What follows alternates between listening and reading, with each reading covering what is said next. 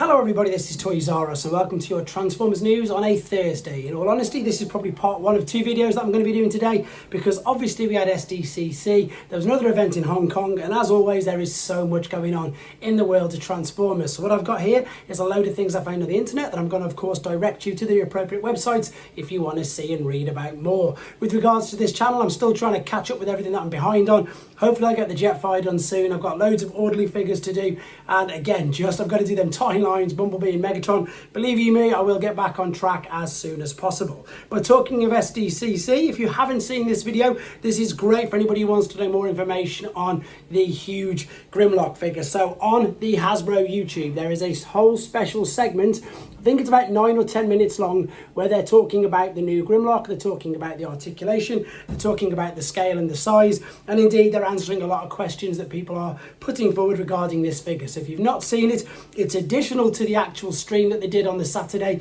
Please do check this out, it will answer a lot of questions. Right, Wild King is on wave 4 of their toys already, and I'm yet to get any, to be honest. I think I might have a proper look for them on some of the Japanese websites soon. But here's their new figure.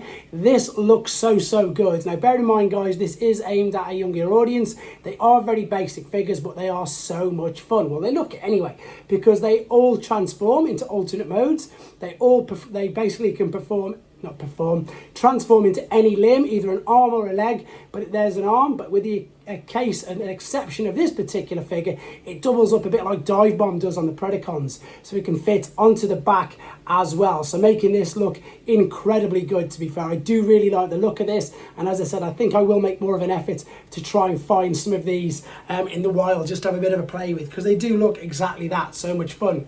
Right, even though we've seen this figure in hand, I haven't actually had to play with it, but we've seen it and we know it's official. It's always nice to show you some official images as well. This is of course your retro brawn, and again this is all official. We knew this anyway last week, but it's great to see these particular images.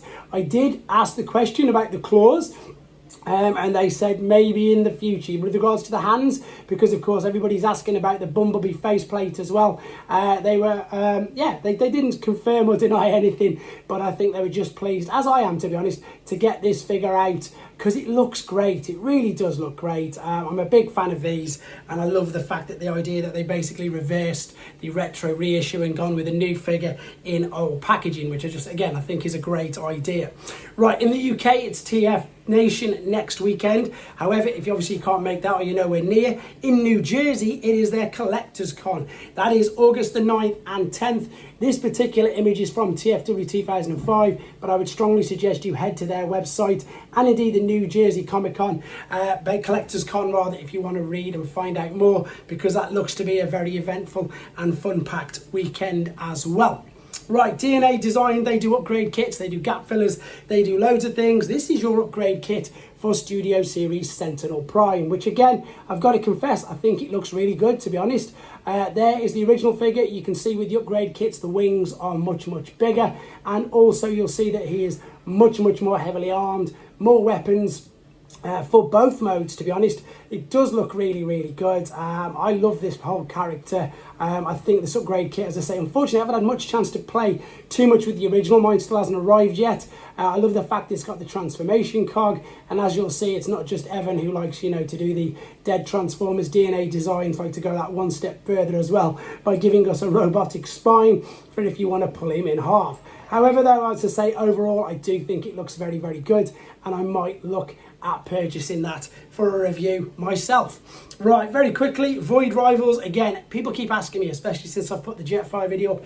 Void Rivals is definitely worth a read. It is fantastic. I think you can get it on Amazon, you can get it on digital downloads, and you can probably, if you want to, like myself, pick up a few of the actual physical copies as well. But this is cover 22, and again, look at this beautiful artwork. I'm going to now probably do my best to collect as many of these in hand, to be honest. So you can see that these do look very good, and you can see that the Transformers characters are now very heavily involved as well. So great comic guys, well worth a read, and as I say, that's going to wrap up this very short news update. There's probably going to be more later on as and when I get a gap, but in the meantime, thank you very much for watching. Take care.